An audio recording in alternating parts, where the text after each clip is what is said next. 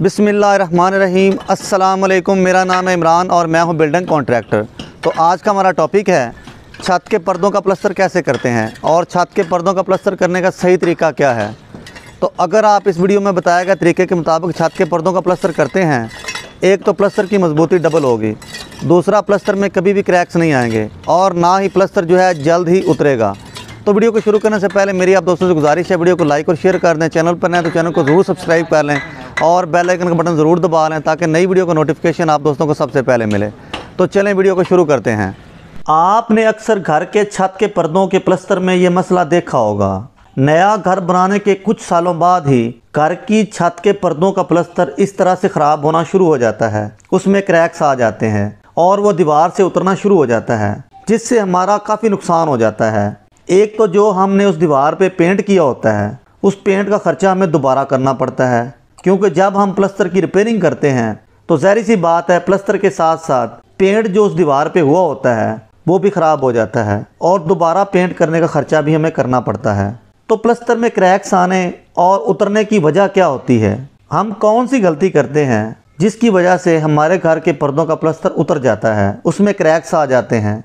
सबसे बड़ी गलती हमारी ये होती है, एक तो हम पानी का ख्याल नहीं रखते, पर्दों को तर करके प्लास्टर नहीं करते। दूसरी गलती हम ये करते हैं, हम सीमेंट मिक्सिंग का ख्याल नहीं रखते, सीमेंट और रेत को अच्छी तरह से मिक्स नहीं करते। तीसरी गलती हम उस वक्त करते हैं जब हम दीवार पे उसी तरह से प्लास्टर कर देते हैं और दीवार पर हम खाली सीमेंट पानी में मिक्स करके नहीं लगाते। तो इसी वजह से प्लास्टर में क्रैक्स आ जाते हैं, उसमें दरारें पड़ जाती हैं और पर्दों का प्लास्टर आहिस्ता आहिस्ता ख़राब होना शुरू हो जाता है। अगर आप चाहते हैं कि आपके घर के पर्दों का प्लास्टर मजबूत भी हो, पायदार भी हो, सीधा साफ़ सुथरा और ख़ूबसूरत भी नज़र आए, साल और चपटी में भी हो और उसमें कभी भी क्रैक्स ना पड़ें और ना ही वो दीवारों से उतरे, चाहे प्लास्टर को 50 साल भी गुजर जाएं, तो उसकी मजबूती बरकरार रहे और उसी तरह से सीधा और ख़ूबसूरत नज़र आता रहे, तो आपने इस वीडियो में बताए गए तरीके के मुताबिक छत के पर्दों का प्लास्टर करना है। पर्दों का प्लास्टर करने से पहले आपने पर्दों को अच्छी तरह से पानी लगाना है, अच्छी तरह से उनकी तराई करनी है। मैं हर वीडियो में बार बार यही कहता हूँ कि चाहे आप प्लास्टर का काम करें या चुनाई का काम करें, आप पानी का ज़रूर ख्याल रखें। जितना पानी आप अच्छी तरह से लगाएंगे उतनी ही चाहे चुनाई होगी या प्लास्टर होगा, उसकी मजबूती उतनी ही ज़्यादा होगी। तो इसलिए आपने प्लास्टर करने से पहले पर्दों की अच्छी तरह से तराई करनी है। जितनी अच्छी तरह से तराई कर सकते हैं उतनी आपने अच्छी तरह से तराई कर लेनी है। पर्दों की अच्छी तरह से तराई करने के बाद, पर्दों को अच्छी तरह से पानी लगाने के बाद फिर आपने क्या करना है, फिर आपने सीमेंट लेना है। सीमेंट में आपने पानी डालकर अच्छी तरह से मिक्स कर लेना है और आपने इतना गाढ़ा रखना है जितना आप दोस्तों को इस वीडियो में नज़र आ रहा है, बिल्कुल आपने इतना गाढ़ा रखना है। सीमेंट में पानी को अच्छी तरह से मिक्स करने के बाद फिर आपने उस पर्दों वाली जगह पर अच्छी तरह से लगाना है।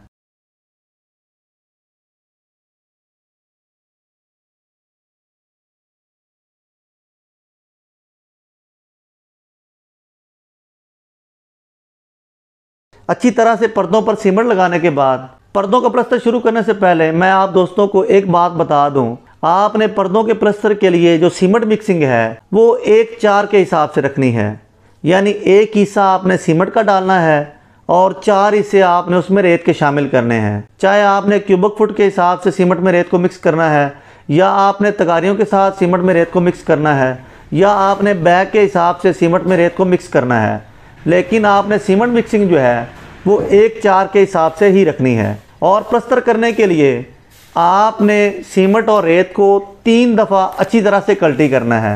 अच्छी तरह से कल्टी करने के बाद फिर आपने छानने का ज़रूर इस्तेमाल करना है। फिर आपने रेत और सीमेंट को मिक्स करके जो खुश्क मसाला तैयार किया है उसको अच्छी तरह से छानने के साथ छान लेना है ताकि कचरा जो है वो अलग हो जाए। मसाले को छानने के बाद फिर आपने उसमें अच्छी तरह से पानी मिक्स करना है। पानी मिक्स करने के बाद फिर आपने दीवार पे लगाना स्टार्ट कर देना है। फिर आपने इस तरीके से पर्दे पे आपने मसाला लगाना है, जिस तरीके से मेसन जो है वो मसाला लगा रहा है, बिल्कुल इस तरह से आपने पर्दे पे मसाला लगाना है।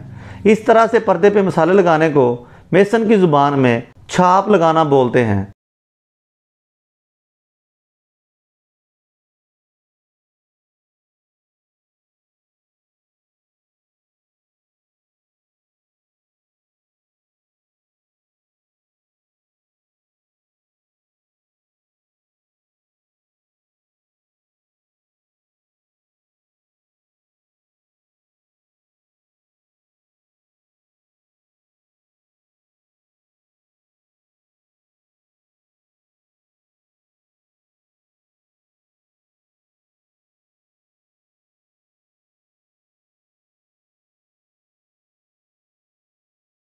छाप लगाने के बाद फिर आपने अच्छी तरह से उसको प्रेस करना है।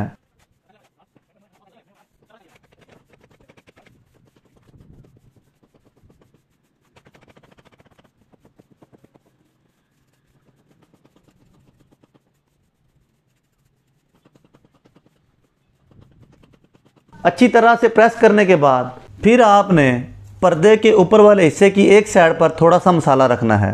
फिर आपने पर्दे के दूसरे हिस्से की ऊपर वाली साइड पर थोड़ा सा मसाला रखना है। दोनों साइडों पर थोड़ा थोड़ा मसाला लगाने के बाद फिर आपने चपटी को पर्दे के ऊपर वाले हिस्से में रखना है। चपटी को आपने इस हिसाब से रखना है जितनी आपने प्लास्टर की मोटाई रखनी है, उतना आपने ईंट वाले रदे से चपटी को बाहर निकाल के रखना है। 3 सूत्र मोटा प्लास्टर करना है, 4 सूत्र मोटा प्लास्टर करना है, तो इस हिसाब से आपने चपटी को सेट कर लेना है। चपटी को सेट करने के बाद दोनों साइडों पर आपने चपटी के ऊपर कोई ना कोई चीज़ रख देनी है। आपके पास ईंट मौजूद है तो आपने ईंटें रख देनी है। आपके पास जो भी चीज़ मौजूद हो आपने चपटी के दोनों साइडों पर रख देनी है, ताकि चपटी जो है वो हिल ना सके, अपनी जगह पे कायम रहे। फिर आपने लोहे की चपटी के साथ प्लास्टर को सीधा करना है। जिस तरीके से मेसन जो है प्लास्टर को चपटी के साथ सीधा कर रहा है, बिल्कुल इसी तरह से आपने प्लास्टर को सीधा करना है। एक साइड से आपने प्लास्टर को सीधा करने के बाद उसको साल के साथ चेक करना है।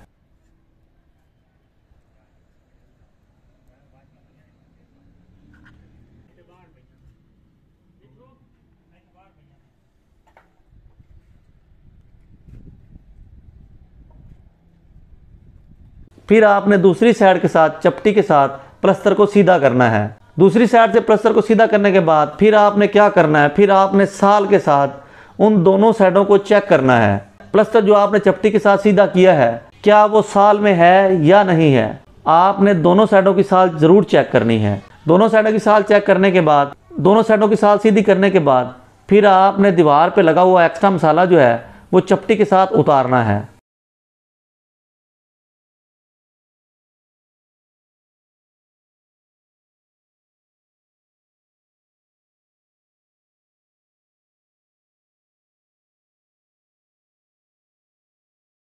इस तरह से चपटी के साथ फिर आपने एक्स्ट्रा मसाले को ऊपर वाली चपटी के बराबर जो है मसाला उतार लेना है। इससे फ़ायदा ये होगा कि ऊपर से प्लास्टर जो होगा, पर्दे की ऊपर वाली साइड जो होगी उसका प्लास्टर बिल्कुल सीधा रहेगा, वो आगे पीछे नहीं होगा। इस तरह से मसाला उतारने के बाद, मसाले को चपटी के साथ सीधा करने के बाद फिर आपने लकड़ी का बड़ा सा गिरमाला लेना और गिरमाले के साथ फिर आपने प्लास्टर को साफ करना है। को जिस तरीके से मेसन प्लास्टर को साफ कर रहा है बिल्कुल इसी तरह से आपने मसाले को साफ करना है।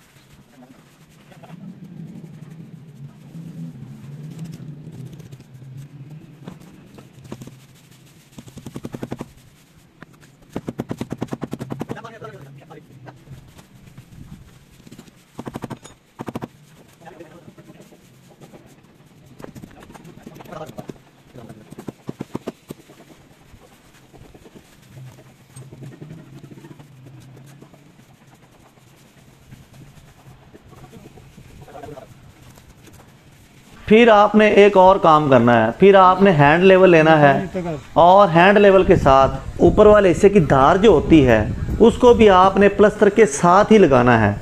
ये नहीं करना कि आज आप प्लास्टर कर रहे हैं और धार जो है वो आप 4 या 5 या 6 दिनों के बाद लगाएं।